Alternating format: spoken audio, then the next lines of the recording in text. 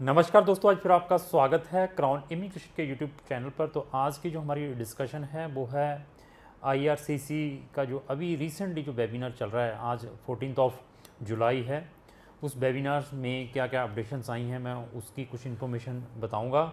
और ये वेबिनार अभी कंटिन्यू है, जो अनदर इन्फॉर्मेशन आएगी तो उसकी भी मैं बहुत जल्द आपको अपडेट्स दूंगा। और ये बहुत ही इम्पोर्टेंट वेबिनार है हमारे सब स्टूडेंट्स के लिए जो बेचारे यहाँ पर स्टक हैं, जिन्होंने ऑनलाइन क्लासेस ली हुई हैं, जिनके वीज़ाज़ रिफ्यूज़ हो चुके हैं ऑनलाइन क्लासेस के बाद भी, इवन एआईपी के बाद भी। ये उनके लिए, इवन क्यूबिक वाले स्टूडेंट्स के लिए भी बहुत इंपॉर्टेंट है। इस वेबिनार के अंदर ये सारे के सारे टॉपिक उन्होंने कवर्ड किए हैं। तो जो शाम को अभी और चल रहा है उसमें क्या क्या अपडेट्स आ रही हैं तो उसके बारे में मैं अपनी नेक्स्ट वीडियो है या शाम तक डाल दूँगा या कल डालूँगा। तो अगर आप इसका कंप्लीट इन्फॉर्मेशन लेना चाहते हैं, जो आईआरसीसी ने जो कंडक्ट किया था वेबिनार हमारे इंटरनेशनल स्टूडेंट्स जो कनाडा में हायर स्टडीज़ के लिए जा रहे हैं, तो उनके लिए ये बहुत ही इम्पोर्टेंट वीडियो है। सबसे पहले ट्रैवलिंग के ऊपर, जो ट्रैवलिंग की रिस्ट्रिक्शन है इंडियंस, पाकिस्तानी और अनदर कंट्रीज़ के लिए, वो टिल 21 जुलाई तक है। उसके ऊपर अभी तक कोई भी न्यू अपडेशंस नहीं आया। तो अभी उसकी जो न्यू अपडेशन आएगी वो 21 जुलाई के बाद ही आएगी। बट अभी भी हमारे कुछ इंडियन स्टूडेंट्स हैं, अनदर कंट्री के स्टूडेंट्स हैं, they are using the third country routes, but we are not recommending. अगर आपका वीज़ा आ चुका है तो पेशेंस से चलें। जब जो ट्रैवलिंग रिस्ट्रिक्शंस हट जाएंगी, इसकी 21 जुलाई के बाद अपडेशन आएगी, उसके बाद आप ट्रैवलिंग करें। और दूसरा, आपने कब ट्रैवल करना है जब वीज़ा आ जाता है। आप वहाँ पर जब आपका कोर्स स्टार्ट होता है उससे 4 वीक बिफोर ही कनाडा के अंदर ट्रैवल कर सकते हैं। अगर 4 हफ्ते से पहले ट्रैवल करते हैं तो आपको वहाँ से डिपोर्ट 100% किया जाएगा। वहाँ की जो कनेडियन बॉर्डर सर्विसेज एजेंसी है वो आपको वहाँ से डिपोर्ट कर सकती है। इसके अंदर और भी डिस्कशन हुआ, जो और मैं क्लियर कर दूं, जो बच्चे ऑलरेडी ऑनलाइन क्लासेस ले रहे हैं, किसी भी कंट्री के अंदर हैं, तो वो बच्चे 4 हफ्ते से पहले कभी भी ट्रैवल कर सकते हैं विदाउट एनी रिस्ट्रिक्शन। बट उन बच्चों के पास अपने सारे के सारे डॉक्यूमेंट होने चाहिए, जो वो क्लासेस ऑनलाइन ले रहे हैं, जो यूनिवर्सिटी और कॉलेज के साथ अपनी कोई पत्राचार या कॉरस्पॉन्डेंस कर रहे हैं, वो अपने डॉक्यूमेंट उन्होंने साथ में लेकर जाना है। अभी आता है फैमिली जो के मेंबर ट्रैवल कर सकते हैं या नहीं कर सकते हैं। स्पाउस के ऊपर ज़्यादा डिस्कशन रही है। स्पाउस वालों का भी उन्होंने क्लियर कर दिया है कि अगर आपको ऑलरेडी ओपन वर्क परमिट मिल चुका है आपकी स्पाउस का, वो भी ट्रैवल कर सकते हैं, लेकिन उसके अंदर कंडीशन है। एक तो क्वारंटीन की कंडीशन है वहाँ जाने के बाद, दूसरी कंडीशन वो तब ही ट्रैवल कर पाएंगे अगर उनके हाथ में वहाँ का कोई कंडीशनल या अनकंडीशनल जॉब ऑफ़र है। अगर आपके पास जॉब ऑफ़र नहीं है तो जो ओपन वर्क परमिट वाले भी हैं, स्पाउस वाले भी हैं, वो ट्रैवल नहीं कर सकते हैं। इसके अंदर फैमिली की ट्रैवलिंग के बारे में लिखा है। फैमिली वालों की ट्रैवलिंग के लिए रिस्ट्रिक्शंस हैं अभी भी, बट अगर आप माइनर हैं, आपके साथ आपका डिपेंडेंट जा रहा है, तो आप ट्रैवल कर सकते हैं। जहाँ और कौन ट्रैवल कर सकता है, अगर आप हैंडीकैप हैं, आपके साथ आपका केयर टेकर जा रहा है, तब भी आप जो केयर टेकर है वो ट्रैवल कर सकता है। ये भी इस वेबिनार के अंदर क्लियर हो चुका है। तो दूसरा आ जाता है प्रोसेसिंग टाइम के ऊपर। सर, प्रोसेसिंग टाइम जो इतने डिले हो रहे हैं केसेस, इसके बारे में बताइए। चाहे वो एसडीएस कॉलेज का है, चाहे नॉन एसडीएस का है, उसके ऊपर अभी तक कोई भी क्लैरिफिकेशन उन्होंने नहीं प्रोवाइड की। उन्होंने भी वेबिनार के अंदर ये मेंशन किया है। तो जब तक ये कोविड की सिचुएशन है, ड्यू टू दैट रीज़न जो प्रोसेसिंग टाइम है वो लिंगर ऑन होगा आने वाले टाइम में भी। अगर ये सिचुएशन नॉर्मल हो जाती है तो ये सारे का सारा जो प्रोसेसिंग टाइम है, अगर 4 वीक्स या 6 वीक्स या 8 वीक्स लगते थे, वो फिर नॉर्मल आने वाले टाइम में हो सकता है। लेकिन उन्होंने इसके ऊपर कोई भी क्लियरेंस नहीं दी है। तो और इसके ऊपर बता दें CBSA के बारे में, जो वहाँ की कनेडियन बॉर्डर सर्विसेज एजेंसी है, उनके पास पूरा फुल राइट है, वो आपको किसी भी रीज़न के कारण वहाँ से डिपोर्ट कर सकते हैं। इवन आपके पासपोर्ट के ऊपर आपका वैलिड वीज़ा भी क्यों ना हो, अगर आप उनको सेटिस्फाई नहीं करवाते जब वहाँ आप कनाडा के अंदर इंटर करते हैं, आइदर आप किसी भी वीज़ा के ऊपर वहाँ पर जाते हैं। स्टूडेंट्स के लिए स्पेशल इंस्ट्रक्शंस हैं।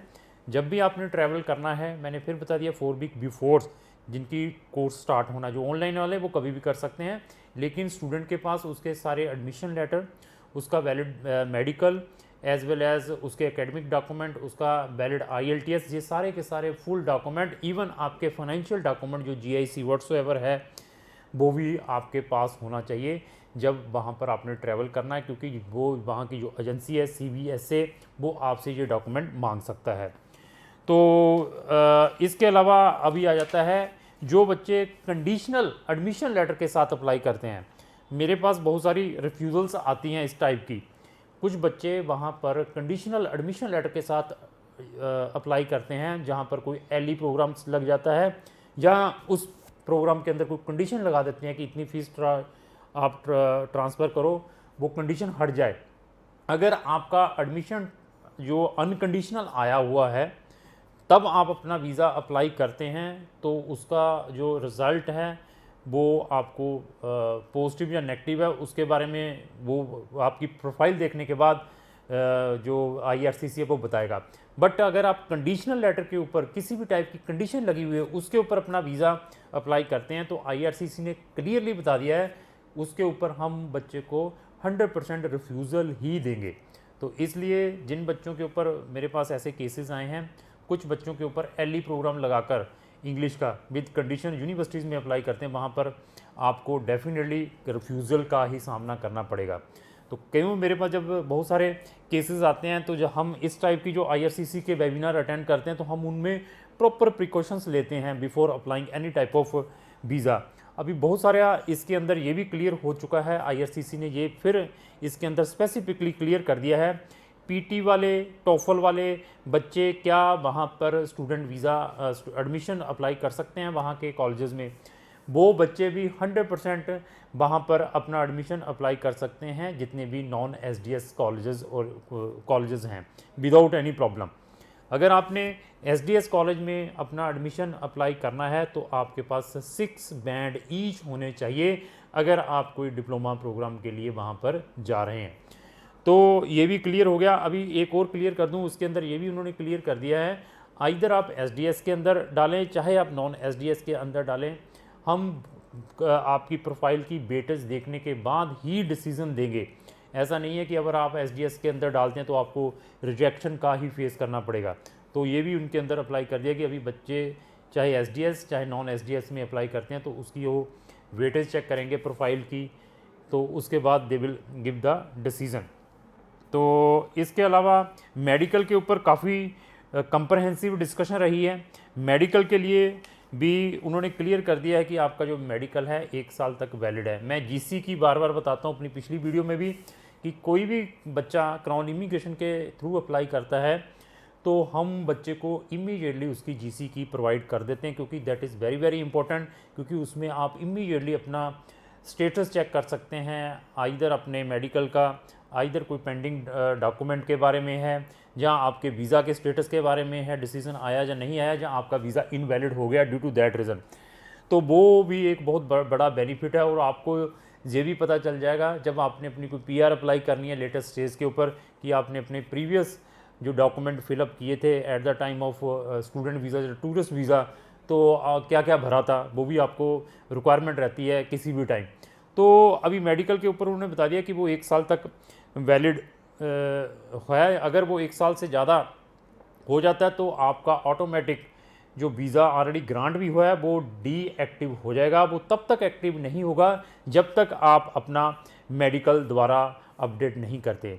अभी उसको अपडेट करने के लिए जो मेडिकल होता है जब आप करवा लेते हैं, करवाने के बाद जो आपको वो कंफर्मेशन देते हैं उसको आपने वेब फॉर्म के थ्रू या कहीं पर भी अपलोड नहीं करना है। रिपीट बार बार बता रहे हैं, क्योंकि बहुत सारे कंसल्टेंट जब बच्चे इस टाइप की मिस्टेक कर देते हैं उस मेडिकल फॉर्म को भी अपलोड करते हैं। उनको अपलोड करने की ज़रूरत नहीं है, वो ऑटोमेटिकली आपकी GC की के ऊपर अपडेट हो जाएगा। उसके अंदर स्टेटस आ जाएगा कि आपका मेडिकल इतनी डेट को अपडेटेड हो गया है। इसके अंदर उन्होंने ये भी क्लियर कर दिया है कि जो हम वेब फॉर्म के अंदर एडिशनल इन्फॉर्मेशन अपडेट करते रहते हैं उसकी कोई रिक्वायरमेंट नहीं है। उसको आपने ख्याल रखना है किस चीज़ की रिक्वायरमेंट है किसकी नहीं है, वो हम आपको बता सकते हैं कि कौन सी चीज़ को वेब फॉर्म के थ्रू हमने अपडेट करना है। तो वेब फॉर्म को भी अवॉइड करना है, अननेसेसरी वेब फॉर्म मत भरते रहें, उसके ऊपर इंफॉर्मेशन डालते रहें, वो भी आपका एक कारण है आपके केस डिले होने का। तो मेडिकल के लिए एक और चीज़ बता दी है कि अगर आप ट्रैवल कर लेते हैं, इसके मेडिकल के अंदर और एक चीज़ बताइए, अगर आप ट्रैवल कर लेते हैं, आपका मेडिकल 1 साल तक वैलिड, अभी ट्रैवल कर लिया, ट्रैवल करने के बाद अभी वो 1 साल के अंदर ही आप वापस आ गए इंडिया में, 1 साल का वैलिड है 1 साल में, और आने का जब सेकंड टाइम ट्रैवल करने जा रहे हैं वो 1 साल कंप्लीट हो चुका है, तो आपको उस टाइम भी वो मेडिकल चाहिए, आपने मेडिकल करवा कर जाना है, ये ख्याल रखना। तो कि ऐसी भी प्रॉब्लम बच्चों को आई है, तो इसका भी ये बहुत ही इम्पोर्टेंट चीज़ है।